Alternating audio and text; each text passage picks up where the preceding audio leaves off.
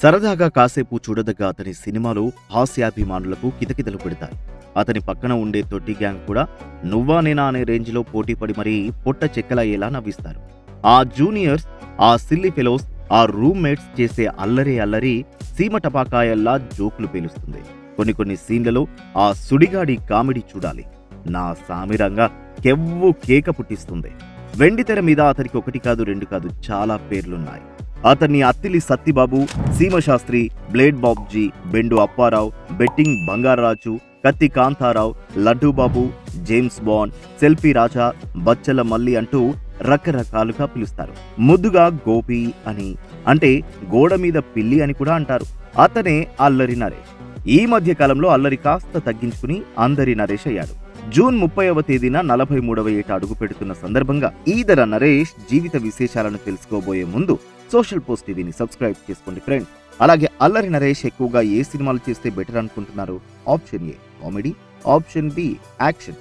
మీ అభిప్రాయాన్ని వెంటనే comment section లో తెలియజేయండి. ఈ వీడియో మీకు తప్పకుండా నచ్చుతుందని ఆశిస్తున్నాను, కాబట్టి మొదటి నుంచి చివరి వరకు మొత్తం చూడాలని రిక్వెస్ట్. ఈ వీడియో కనుక మీకు నచ్చితే లైక్ అండ్ షేర్ చేయడం మర్చిపోకండి మిత్రమా. ఇక వీడియోలోకి వెళ్దామా? తండ్రి ఈవీవి సత్యనారాయణ పెద్ద డైరెక్టర్ అయినప్పటికీ ఆయన చిన్న కొడుకు నరేష్ మాత్రం హీరో కావాలని కోరుకోలేదు. తన నార్మల్ అపియరెన్స్ కి, సింపుల్ లుక్ కి తగిన పాత్రలు పోషించాలనుకున్నాడు. ఆ తెలివైన నిర్ణయంతో నరేష్ అందరి చేత షబ్బాష్ అనిపించుకున్నాడు.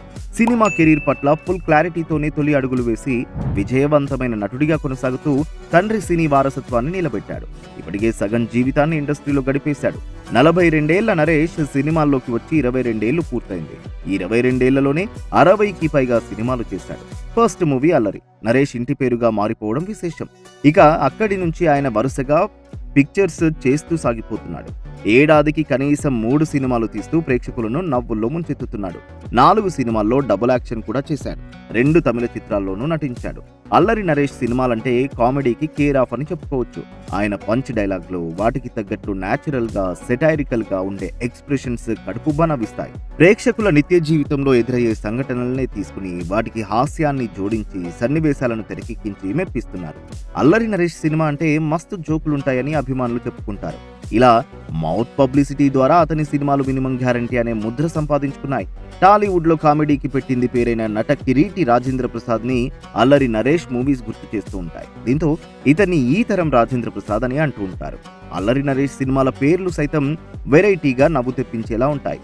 ధనలక్ష్మి, ఐ లవ్ యూ, తొట్టి గ్యాంగ్, మాలుడు వెరీ గుడ్, కితకితలు, గోపి, గోడ మీద పిల్లి, అత్తిలి సత్తిబాబు ఎల్కేజీ, పెళ్ళైంది కానీ పెళ్లి కాని ప్రసాద్, బొమ్మన బ్రదర్స్, చందన సిస్టర్స్, దొంగల బండి, fitting master, Bendu Apparao RMP, betting Bangaraju, Kathi Kantharao, మడత కాజా, సుడిగాడు, లడ్డూబాబు, కెవ్వు కేక, jump Jilani, brother of Bommali, selfie Raja, ఇంట్లో దయ్యం నాకేం భయం, మేడ మీద అబ్బాయి తదితర పేర్లు వింటే చాలు నవ్వొచ్చేస్తుంది. అల్లరి నరేష్ తీసిన సినిమాల్లో కొన్ని కమర్షియల్ హిట్ అయ్యాయి, కొన్ని విమర్శకుల ప్రశంసలు పొందాయి, కొన్ని అవార్డులను తెచ్చిపెట్టాయి. కామెడీని మెయిన్ కాన్సెప్ట్ గా పెట్టుకుని కొన్ని ప్రయోగాత్మక చిత్రాలు కూడా చేసి శభాష్ అనిపించుకున్నారు. లడ్డూ బాబు అనే మూవీని దీనికి ఉదాహరణగా చెప్పుకోవచ్చు. ఇందులో ఊబకాయం కలిగిన వ్యక్తిగా అద్భుతంగా నటించి అభిమానుల మన్ననలు పొందారు. అల్లరి, కితకితలు, సుడిగాడు, తొట్టి గ్యాంగ్, మా అల్లుడు వెరీ గుడ్ సినిమాలు బాక్స్ ఆఫీసు వద్ద భారీ విజయాన్ని నమోదు చేశాయి. అత్తిలి సత్తిబాబు ఎల్కేజీ అనే మూవీ అల్లరి నరేష్ కెరీర్ ని మరో మెట్టెక్కించింది. సీమశాస్త్రి కూడా బాగానే నవ్వులు పోయించింది. విశాఖ ఎక్స్ప్రెస్ లో నరేష్ యాక్షన్ వాహ్ అనిపించింది. హీరో శర్వానంద్తో కలిసి నటించిన గమ్యం, రవితేజ మరియు శివబాలాజీతో కలిసి చేసిన శంభో శివశంభో మూవీ అల్లరి నరేష్ ఇమేజ్ ని పూర్తిగా మార్చేశాయి. అప్పటి వరకు ఎక్కువ శాతం జోవియల్ గా, క్యాజువల్ గా ఉండే పాత్రలే పోషించిన అతనికి సీరియస్ రోల్స్ చేయడం కొత్తగా అనిపించింది, ప్రేక్షకులను మెప్పించింది.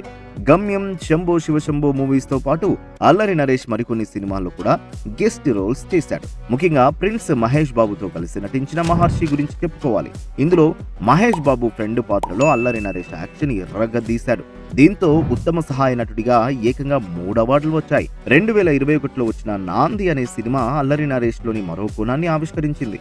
ఈ మూవీ కమర్షియల్ గా హిట్ కావడమే కాకుండా అల్లరి నరేష్ కి మంచి పేరు తెచ్చిపెట్టింది.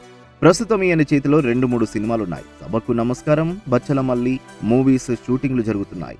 అల్లరి నరేష్ తన సోదరుడు ఆర్యన్ రాజేష్ తో కలిసి ఈవీవి సినిమా అనే తమ సొంత బ్యానర్ పై బందిపోట్ అనే మూవీని తీసి పాజిటివ్ రివ్యూస్ సంపాదించుకున్నారు.